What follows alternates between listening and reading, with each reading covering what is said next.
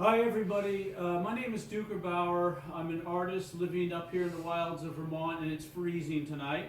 And I'm making my first YouTube video, which I hope will be a part of many to come.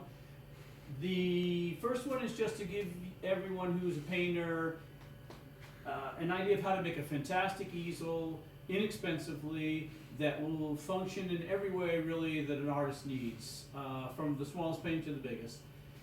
So the idea is keep it simple, no bells and whistles, but everything that you'll need. So this is the basic concept. I'm not going to give you dimensions or a list. If you look at it carefully, you'll figure out how to make it. So first come around to the back of the easel. You start off with, this is about a 3.5 foot by 2.5 foot platform, and it has 4 coasters on it that are just swivel. They just swivel, they're not locked or fixed coasters. You can get them with locks on them. These do have locks, but I realize they're not that necessary because the weight, and if your floor is level, my floor happens to be a little not so level, but it's not going to roll around. But if you do need to move it, it's easy to do. It rolls very simply and easily on those 4 coasters. So that's nice, and you can set your easel up anywhere. Next, I use 2 by 2.5s rather than 2 by 4s just to make the easel lighter. I didn't think that I needed anything heavier than that. So I made this rectangular frame, and in the middle left a gap here where I put a double pulley up above and a single pulley below. Ran the rope through, put these 2 what do you call this? These eyelets here. Ran the ropes through them, found a couple of old barbells that somebody was once exercising with. These are 2 15s and an 8, and this is an 8. And it does the job perfectly. I've never had any problem. It's very easy to roll it up and down, and it never slips or falls. I made it fairly tight. I think the friction here also keeps it from slipping or makes it function nicely. And you don't get too much wiggle. There is a little bit, but once you have a painting on there, it's really not a problem. Then this part here runs on a steel L track. So you buy a little steel L track. You have to cut it and drill some holes in, so you'll need a steel drill bit. And screw that into your 2 by 4. Build a little piece here. This is about a foot long with 2 smaller coasters on it, and they run up and down on the L track like that. So it's very straightforward, simple system.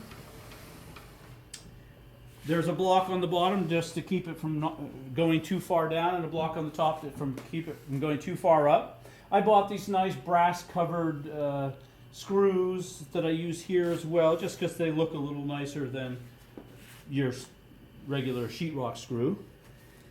Then come around to the front. I actually use a 2 by 4 here, but there's no need to. You can use any board that you want. And then I widened it a little bit so that there's a bigger surface for any painting that you have to sit on top. I built these little triangles here and then screwed them on the side. If you come around, you'll see how that works, just onto this piece that rolls on the L track, and built this shelf. And then I now have a nice shelf where I can put my palette and paints and solvents and anything I use. That's how far down it goes. That's how far up it goes. Never a hassle. If I'm in the middle of painting and I want to paint something up there, I just use this, pull it down. Now I can paint up here. If I want to paint down there, just use this, pull it up. No bells or whistles, no complications. Just does the job beautifully. To illustrate that, I'm going to bring out one of my big paintings.